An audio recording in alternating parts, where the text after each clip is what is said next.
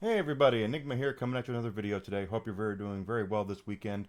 Today's going to be a very interesting episode. I've been on this working designs kick recently because I've been playing the Lunar remasters, and I thought, let's do something a little different, but still with working designs. And I knew that this game had a lot of controversy behind it. I didn't realize how expensive it now is. And what I paid for it back when it was brand new, apparently, like $50, whatever it was, is a steal compared to what it's worth now. And we're talking about Magic Knight RayEarth. Okay, so if you're not aware, this is based off of a Clamp manga, I believe, back in the mid 90s. I look at it as kind of like the opposite of Sailor Moon, where instead of monsters coming to Earth to fight girls in sailor outfits, the sailor girls go to a magical world and fight monsters there. I wouldn't call it high art, but it was very popular for the time because Clamp does have a very dedicated fan base. This game was localized by Working Designs. It came out in 1998, which is 3 years after it came out in Japan on the Saturn. And this game was snake bit. There's a lot of. This is officially the last Sega Saturn game ever released for a couple of reasons. First of all, the reason why it's snake bit, first of all, is that Sega lost a lot of the source code through a hard drive crash, and Working Designs was working on the game, and they had a big problem with that. The second thing is, and what makes it very interesting, is the lawsuit that was with this. Now, uh, when Working Designs picked this puppy up to bring it over from Japan, it was also being developed for a Saturday morning cartoon series, I think in Canada, and they wanted to change the names of the girls. The three girls here on the cover here are Hukaru is the one in the middle with the red hair, Umi is blue hair, and then Fu is the blonde-headed one with the glasses, right? Uh, they wanted to change it to like Anne and Lucy and Marina or something like that, Marina. And that kind of Working Designs wanted to keep the girls' names, the Japanese names, Hikaru, Umi, and Fu, and they went to court over it. And Working Designs eventually won the case, which is if they wanted to rename the characters Larry, Daryl, and Daryl, there's nothing that anybody can do to stop them. They paid for the rights to localize this game. On the other hand, the company that was localizing it for television thought they had the rights to the whole shebang, that they could do whatever they want and tell people what they wanted to do, and that's just not the case. Especially if you look at like the Dragon Ball Z games and things like that we get here, Funimation slash Crunchyroll brings, easy for you to say, Enigma, brings those Dragon Ball here, and the changes that are made, they work with Namco Bandai and other companies to give them the right voice actors and things like that, so it's very seamless between the games and the DVDs or Blu-rays or whatever. Well, in this case, it didn't happen. It was Working Designs had the rights to the Magic Knight RayEarth game. This other company had rights to the Magic Knight RayEarth anime, and the anime thought they had the right to tell everybody else what to do, and they didn't. So I looked this sucker up as well on eBay, and apparently it's worth something like $1,200, which I am kind of shocked at that I have a game that's worth that much money. This might be the most expensive game I own now. But let's just take a look there. I do have the Hikaru CD cover there, CD face. They Working Design, something that they did was they would often have multiple CD faces per game. In this case, there was three of them: Hikaru, Umi, and Fu. Each one, and I have the Hikaru one. And also, if we look at the instruction manual here, that's foil stamped, just like all the other stuff, and it's actually glossy on the outside too.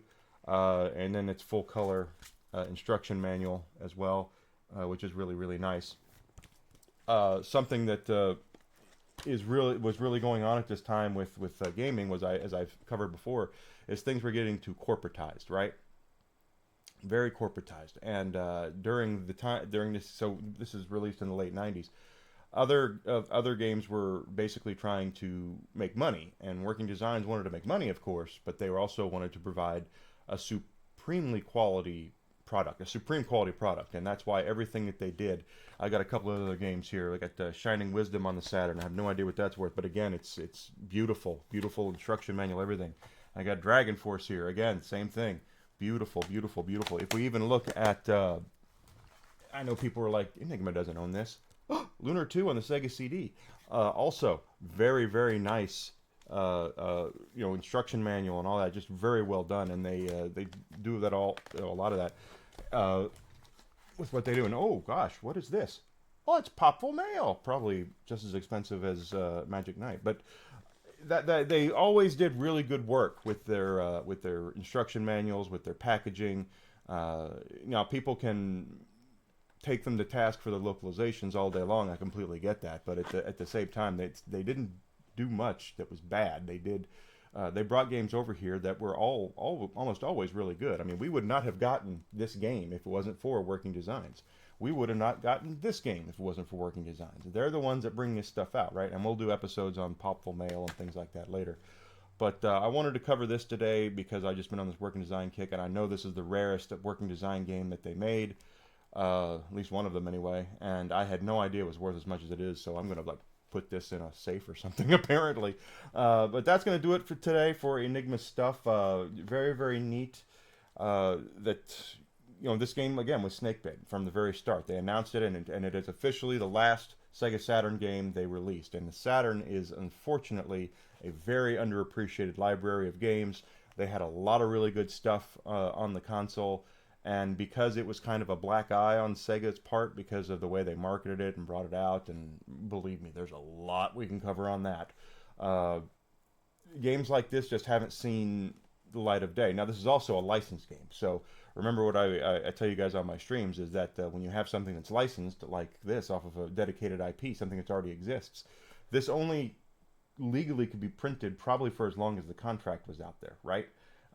Once the contract was up, it couldn't legally be printed anymore, so chances are this was pressed once, and it was very few copies that were pressed, more than likely. So I know I've seen people who own all three of the CD faces. I just own the Hikaru one. I bought this directly from Working Designs, by the way. This is right from them, back when they used to have their website. When they were open, they don't exist anymore. But that's really, really neat. That I had no idea that that's how much this sucker is worth.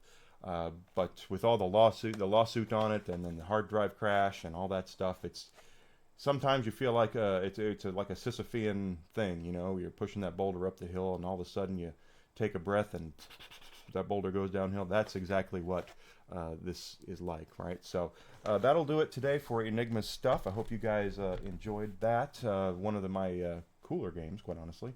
Like I said, I knew it was rare. I had no idea how rare it was. Very, very neat. But if you have not done so, please subscribe to me here on YouTube. Like and share my videos. That would be great. If you could follow me on follow me on Twitch and Twitter at Evil Enigma. Why did I say Facebook? I have a Facebook for this stuff too, but no one's on it, so I don't really ever post to it. But very, very cool stuff. Very, very cool stuff. So I will see you guys coming up here this next week for streaming.